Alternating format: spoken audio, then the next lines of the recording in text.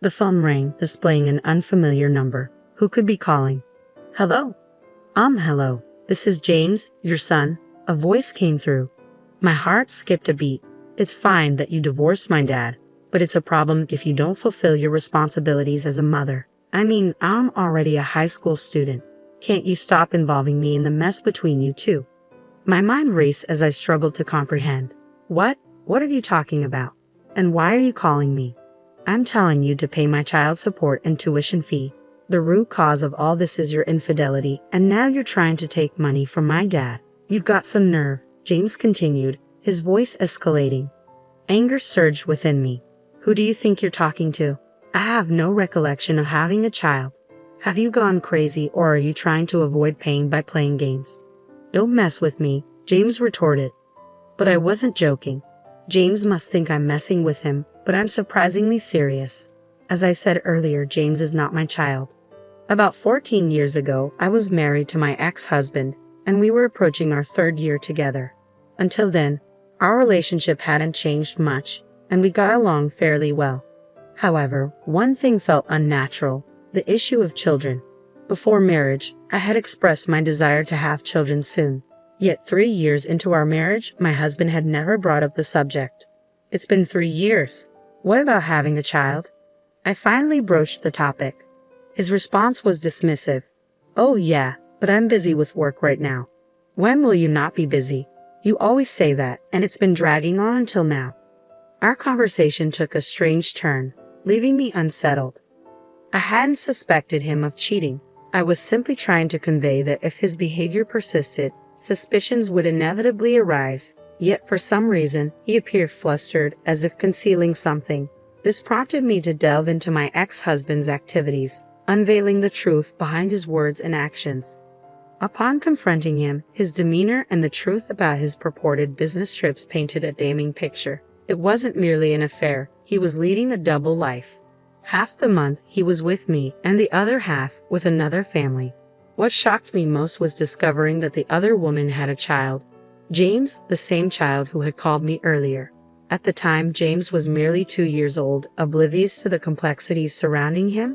Was this a blessing in disguise? Regardless, someone was bound to be hurt. Deciding to confront the other woman, I approached her in the following days. Despite her immediate recognition of me, her demeanor was hardly welcoming.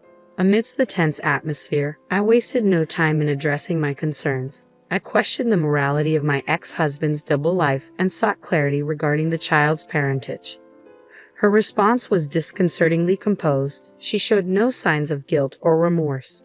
Confidently, she asserted her role as James's mother, contrasting starkly with my ex-husband's attempts at concealment. Feeling somewhat overpowered by her unwavering demeanor, I pressed on, inquiring about her plans for the future. I have no intention of altering my current lifestyle. I'm content with it. However, I can't shake the feeling that he has no desire for more children. Why is that? When I informed him of my pregnancy with James, his reaction was less than enthusiastic.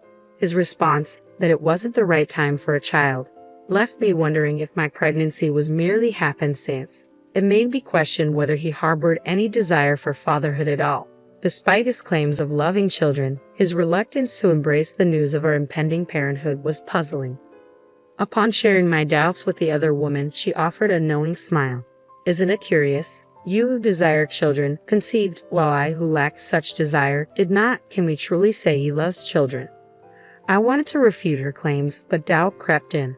Was his declaration of love for children sincere, or merely a facade to charm me? I couldn't be certain. The woman's words lingered in my mind, casting doubt on my convictions. It seemed my ex-husband was now contemplating the prospect of children, a notion he hadn't entertained before. As I pondered her assertions, her unwavering confidence left me feeling despondent. Days later, I took decisive action, filing for divorce and expressing my intention to seek a fair division of assets.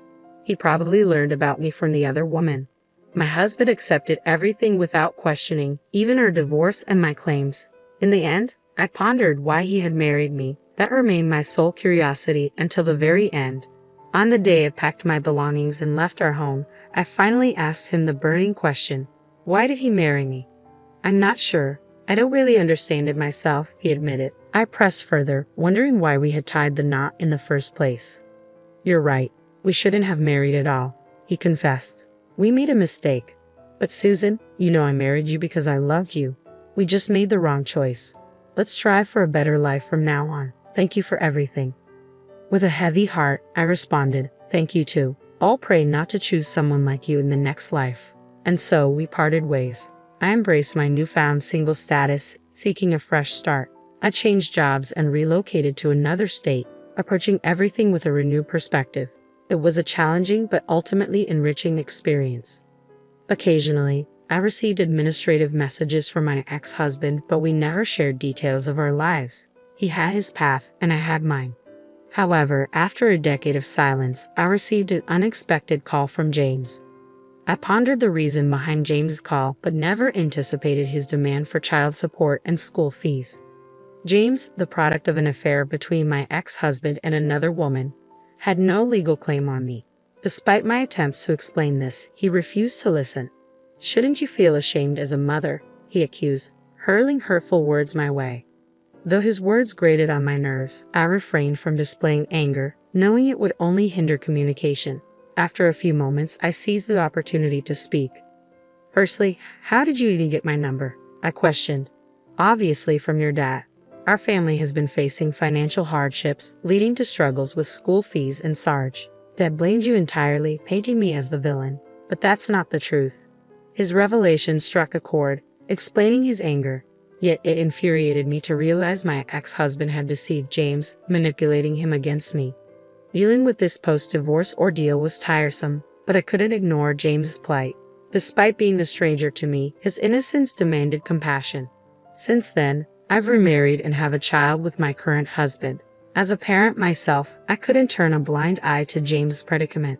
Feeling a sense of responsibility towards him, I resolved to begin by revealing the truth. At 16, James was old enough for an adult conversation. James, everything I'm about to tell you is the truth. I began. If you need proof, I can provide a DNA test. Will you listen? Aha, he nodded. I explained to James that we weren't parent and child and that I had divorced his father over a decade ago. Initially skeptical, James's demeanor shifted as I unveiled the facts. If what you're saying is true, then why did Dad make me call you? He questioned. James went on to reveal that he contributed financially by working part-time, with his father managing his earnings. Despite the family's financial struggles, James remained understanding and cooperative.